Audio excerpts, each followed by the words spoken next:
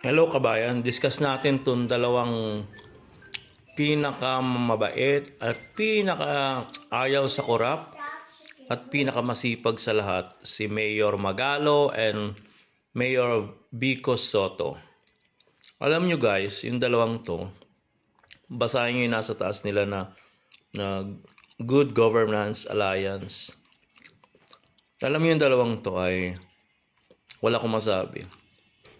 Dahil sila na lang din talaga ang nakikita ko aside from other mayor na pwedeng mamuno sa ating bansa na talagang magiging malinis in the future.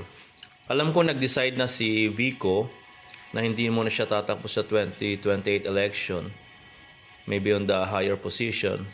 Pero I'm still hoping na itong dalawang to ay magsama. It's either one of them will run for president or vice president. It's reverse natin. Si Magalo yung vice, si Vico yung president, or Magalo is the president, si Vico yung vice president. Magandang kahihinatnan ng ating bansa pag silang dalawa ang tumakbo. Unang-una, ayaw nila ng korap. Lagi na lang ini-expose yan. Pati yung mga tarpaulin ng mga tumatakbong mga mayor, congressman, senador, president. Lagi may tarpaulin dun sa ano nila. Sinasabi, gawa ito ni mayor, gawa ito. Hindi naman nyo gawa yan. Gawa ng pera ng ano yan, ng mga mamamayan. So itong dalawang to ay pinaka-the best talaga. Sila na yung alam kong may takot sa Panginoon na manguha ng pera ng bayan. At ayaw-ayaw nila talaga ng mga ganito. Very transparent sila. Kahit saan bidding, in-open nila, sinasabi nila, wala ako dyan, hindi ako kasali dyan. Kaya mapagkakatiwalaan mo. At sila na rin talaga yung magiging ehemplo ng buong mga politician na magnanakaw. Alam kong sila ay tapat sa serbisyo nila dahil nakikita yan ng mga constituent nila. Lalong-lalo na yan si Magalo, si Vico Soto. Kasi pag tinignan mo lahat ng social media, gustong-gusto yan, lalong-lalo na yung mga educated people.